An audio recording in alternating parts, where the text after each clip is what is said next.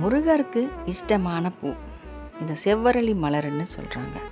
முருகருக்கு இஷ்டமான பூ செவ்வரளி மலர் மட்டும் கிடையாது.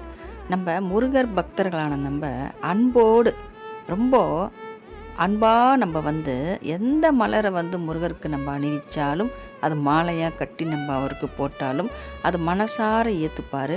அதை ரொம்பவும் பிடிச்ச மாதிரி தான் முருகருக்கு இருக்கும். எந்த மலராக இருந்தாலும் ஏற்றுப்பார்.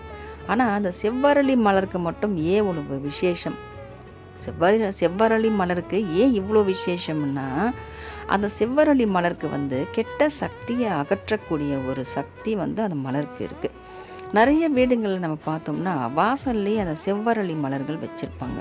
அந்த காலத்துலேருந்து பெரியவங்க கொண்டு வந்த ஒரு வழிபாடு தான் அது, ஒரு வழிமுறை அந்த செவ்வரளி மலர்ன்றது. இப்போ நிறைய பேர் நம்ம நினச்சிட்ருக்கோம் அது அழகாக வைக்கிறாங்கன்னு. அந்த செவ்வரளி மலரை நம்ம வீட்டில் இருக்க சாமிக்கு போடும்போது நம்ம வீட்லேயும் கெட்ட சக்திகள் எல்லாம் போய் ஒரு நல்ல சக்திகள் நம்ம வீட்டுக்கு கிடைக்கும்.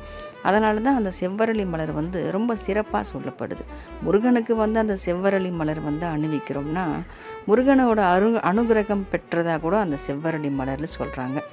அதனால் அந்த முருகனுக்கு நம்ம எல்லா பூக்களும் சாத்தலாம்.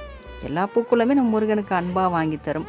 முருகனுக்கு பிடிச்ச பூவை இந்த செவ்வரளியும் வாங்கி தரலாமே. நம்ம செவ்வரளியை கூட வாங்கி முருகனுக்கு நம்ம மாலையாக கட்டி கண்டிப்பாக நம்ம முருகனுக்கு போடுவோம். எல்லா பூக்களும் போடும்போது இந்த செவ்வரளியும் போடும்போது இன்னும் சிறப்பான ஒரு பலன்கள் நமக்கு கிடைக்கும். முருகனுக்கு விருப்பப்பட்டு நம்ம போடுறது, நம்ம விரும்பி போடுறது எல்லாமே முருகன் ஏற்றுப்பார். இதுதான் வேணும் அதுதான் வேணும்னு சொல்லக்கூடிய கடவுள் முருகர் கிடையாது. எது போட்டாலும் ஏற்றுக்கக்கூடியவர் தான் நம்ம முருகர்.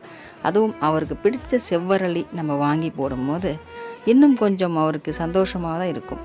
வெற்றிவேல் முருகனுக்கு அரோகரா.